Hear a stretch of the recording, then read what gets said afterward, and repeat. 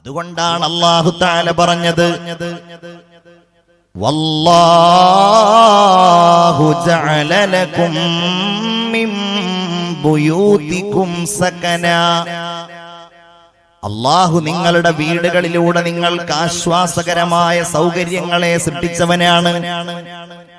ആ വീടുകളിലാണ് നമ്മൾ ഉറങ്ങുന്നത്, ആ വീടുകളിലാണ് നമ്മൾ ആശ്വാസം കണ്ടെത്തുന്നത്.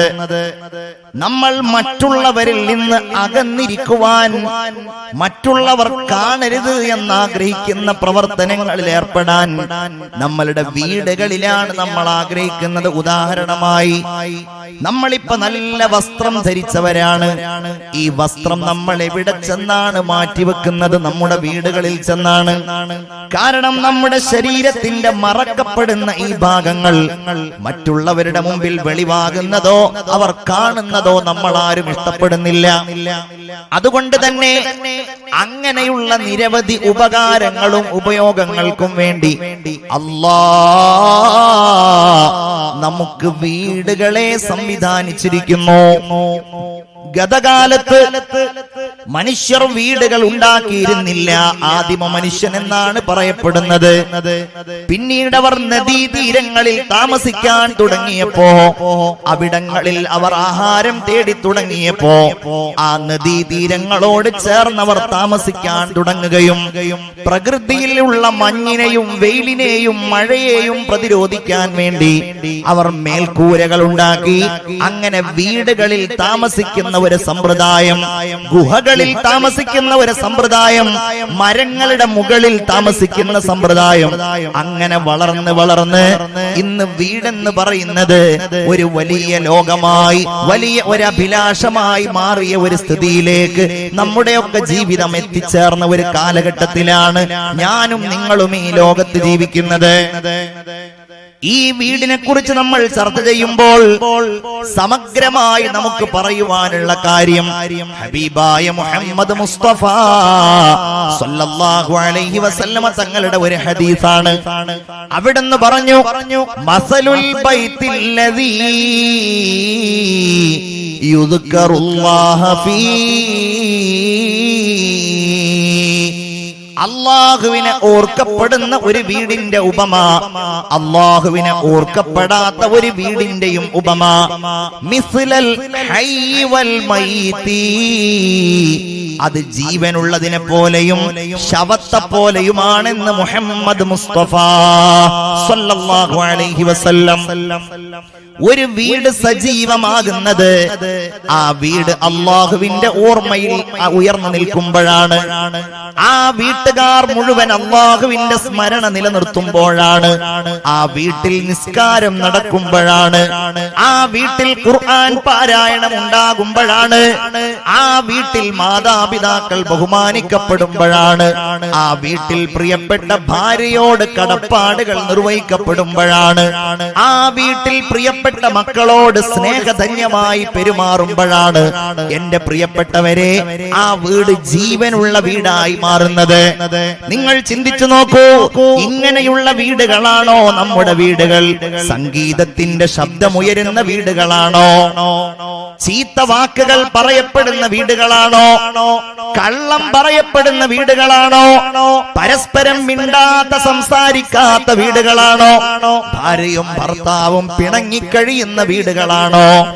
പ്രിയപ്പെട്ട ഉമ്മാക്ക് വേണ്ടി, പ്രിയപ്പെട്ട വൃദ്ധയായ മാതാവിന് വേണ്ടി വീടിന്റെ പരിസരത്ത് ഖബർ കുഴിച്ച് ആ മാതാവിന്റെ കുഴിമാടമൊരുക്കിയ മക്കൾ ജീവിക്കുന്ന ഈ കാലഘട്ടത്തിൽ മാതാവും പിതാവും അവഗണിക്കപ്പെടുന്ന വീടാണോ നമ്മുടെ വീടുകൾ? മക്കളെ നേരായ മാർഗത്തിലേക്ക് നയിക്കാത്ത വീടുകളാണോ നമ്മുടെ വീടുകൾ? ഗീബത്തിന്റെയും നമീമത്തിന്റെയും വീടുകളാണോ നമ്മുടെ വീടുകൾ? എങ്കിൽ ആ വീട് ശവങ്ങൾക്ക് തുല്യമാ. ആ വീടുകൾ നിർജീവമായ വീടുകളാണെന്ന് സയ്യിദുനാ മുഹമ്മദ് മുസ്തഫ. ഉറക്ക സ്വലാത്ത് ചൊല്ലൂ മുഹമ്മദ് മുസ്തഫ സല്ലല്ലാഹു അലൈഹി വസല്ലം. ഞാൻ ആദ്യം പറഞ്ഞ ഈ അവസ്ഥയിലുള്ളവരായിരുന്നു. അൽഹംദുലില്ലാഹ്, പള്ളിപ്പുഴയുടെ ഈ പള്ളിയുടെ പരിസരത്ത് അന്തിയുറങ്ങുന്ന നമ്മുടെ മുൻഗാമികളെന്ന് ആർക്കാണ് പറയാതിരിക്കാൻ കഴിയുക? നമ്മുടെ മരണപ്പെട്ടു പോയ ഉമ്മമാർ, നമ്മുടെ മരണപ്പെട്ടു പോയ ഉപ്പമാർ, അവരുടെ ജീവിതാവസ്ഥകൾ നമ്മൾക്ക് ഓർമ്മയുണ്ടല്ലോ. അവരുടെ കാലത്ത് മൊബൈൽ ഫോണുകൾ ഉണ്ടായിരുന്നില്ല. അവരുടെ കാലഘട്ടത്തിൽ TV ഉണ്ടായിരുന്നില്ല. ഉണ്ടായിരുന്നെങ്കിലും അതിനോടവർ താല്പര്യം കാണിച്ചിരുന്നില്ല.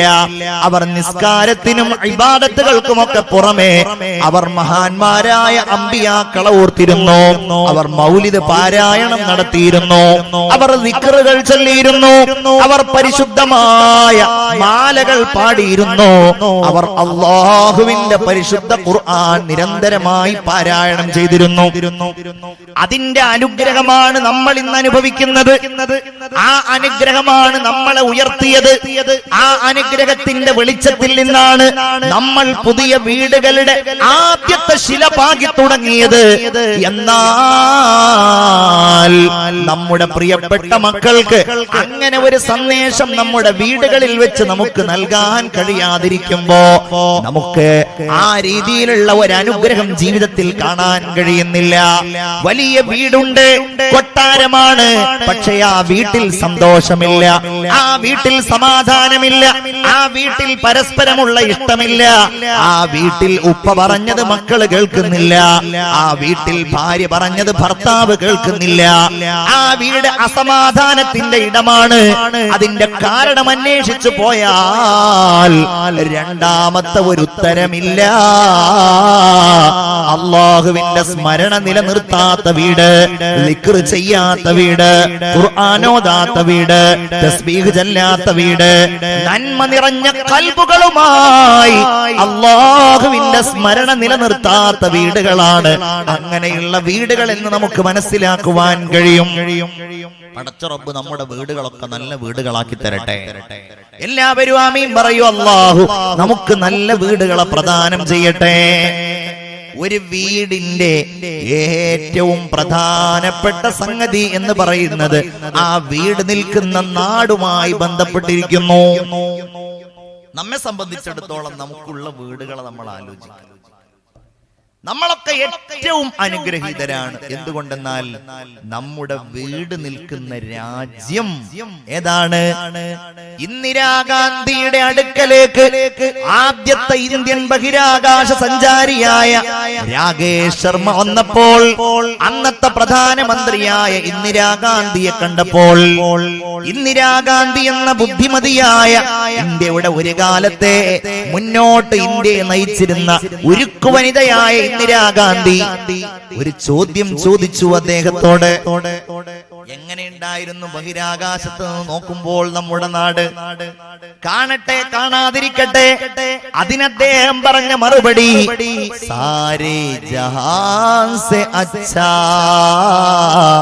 ഹിന്ദു സിതാ ഹമാരാ ഹം ബുൽബുലേ ഹൈ ഇസ്കി ഏ ഗുൽസിതാ ഹമാരാ. ഈ ലോകത്തുള്ള എല്ലാ രാജ്യങ്ങളെക്കാളും ഏറ്റവും നല്ല നാട് ഹിന്ദുസിതാ ഹമാരാ, നമ്മുടെ നാടായ ഇന്ത്യയാണ് എന്നാണ്. ഒരാളും അതിനെ ആക്ഷേപിക്കരുത്. നമ്മൾ ആരും നമ്മുടെ നാടിനെ വില കുറച്ച് കാണുന്നവരാകരുത്. ചില ആളുകൾ അങ്ങനെ ചിന്തിക്കും. നരേന്ദ്രമോദി ഭരിക്കുകയാണല്ലോ, BJP സർക്കാർ ആണല്ലോ, അതൊന്നും നമ്മുടെ രാജ്യത്തിന്റെ യശസ്സിനെയോ ഈ രാജ്യത്തുള്ള നമ്മുടെ താമസ സൗകര്യങ്ങളെയോ നമ്മുടെ അവകാശങ്ങളെയോ ധ്വംസിക്കുന്നില്ല. ചെറിയ ചെറിയ പ്രശ്നങ്ങൾ വരുമ്പോഴേക്ക് നമുക്കതിനെ നേരിടുവാൻ ജനാധിപത്യ മാർഗങ്ങളുണ്ട് എന്നത് നമ്മുടെ രാജ്യത്ത് മാത്രമുള്ള ഒരു പ്രത്യേകതയാണ്. അത് വേറൊരു നാട്ടിലാണെങ്കിൽ, സൗദിയിലാണെങ്കിൽ, UAE-യിലാണെങ്കിൽ കഴിയുമോ നമുക്ക്?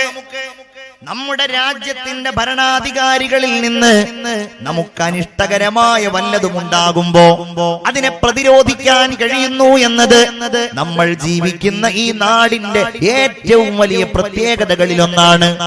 ഇന്ത്യ ചെറിയ ഒരു രാജ്യമല്ല. ഇന്ത്യയെ പോലെ വൈവിധ്യമുള്ള, ഇന്ത്യയെ പോലെ മനോഹരമായ, ഇന്ത്യയെ പോലെ വ്യത്യസ്ത ഭാഷകളുള്ള ഇന്ത്യയിലുള്ള ഒരു നോട്ടിന്റെ പുറത്ത് നിങ്ങൾ നോക്കൂ, 15 ഭാഷകളിലാണ് 2000 രൂപ എന്ന് എഴുതിയിട്ടുള്ളത്. അതിൽ മലയാളമുണ്ട്, ഹിന്ദുസ്ഥാനിയുണ്ട്, ഇംഗ്ലീഷുണ്ട്, ഉറുദു ഉണ്ട്, തമിഴുണ്ട്, കന്നഡയുണ്ട്. 15 ഭാഷകൾ. അങ്ങനെയുള്ള എത്രയോ ഭാഷകളും സംസ്കാരങ്ങളുമുള്ള ഈ ഇന്ത്യ രാജ്യത്തേക്ക് ആദരവായ സയ്യിദുന ആദം നബി അലൈഹിസ്സലാത്തു വസ്സലാമിനെ അല്ലാഹു സ്വർഗ്ഗത്തിൽ നിന്ന് അയച്ചിട്ടുണ്ട്. ഇന്ത്യയിലേക്കാണ് ആദ്യമായിട്ട് അല്ലാഹു ആദം നബി അലൈഹി സ്വലാമിനെ അയച്ചതാണ്. സ്വർഗത്തിൽ നിന്ന് ആദ്യം ആദം നബി വന്നത് നമ്മുടെ നാട്ടിലേക്കാണ്. അന്ന് ശ്രീലങ്ക ഇന്ത്യയുടെ ഭാഗമായിരുന്നു. അന്ന് അഫ്ഗാനിസ്ഥാൻ ഇന്ത്യയുടെ ഭാഗമായിരുന്നു. അന്ന് ഇന്ത്യ ആയിരുന്നു. ഇന്ത്യ എന്നാണ്, ഹിന്ദ് എന്നാണ് അത് അറിയപ്പെട്ടിരുന്നത്. 947-ലെയോ പാകിസ്ഥാൻ ഇന്ത്യയിൽ നിന്ന് വേർപെട്ടു പോയത്. ഓരോ കാലഘട്ടങ്ങളിലാണ് ബംഗ്ലാദേശ് പോയത്. അതിർത്തികൾ പിന്നീടുണ്ടായതാണ്. ഇന്ത്യ എന്ന വിശാലമായ ഈ രാജ്യത്ത് മഹാനായ ആദം നബി അലൈഹിസ്സലാം വന്നുവെന്ന് മാത്രമല്ല, ആദം നബി അലൈഹിസ്സലാം ഇന്ത്യയിൽ നിന്ന് 40 തവണ ഹജ്ജിന് വേണ്ടി പോയിട്ടുണ്ട്. ഇത് കേൾക്കാത്ത ഒരു ഹജ്ജ് ക്ലാസ്സും ഉണ്ടാവില്ല. ആദം നബി അലൈഹിസ്സലാം ഇന്ത്യയിൽ നിന്ന് 40 കൊല്ലം ഹജ്ജിന് പോയി. നിങ്ങള് കോഴിക്കോട് ജില്ലയിലെ കൊല്ലം പാറപ്പള്ളി എന്ന സ്ഥലത്ത് പോയാൽ അവിടെ ഒരു പാറയുടെ മുകളിൽ ആദം നബി അലൈഹിസ്സലാമിൻ്റെതായിട്ട് പറയപ്പെടുന്ന ഒരു കാൽപ്പാടിന്റെ അടയാളം. ആദം നബി അലൈഹിസ്സലാം ഇന്ത്യയിലൂടെ നടന്നു പോകുമ്പോൾ ചവിട്ടിയതാണെന്നാണ് പറയപ്പെടുന്നത്. അല്ലാഹു അഅലം ബിസ്സവാബ്.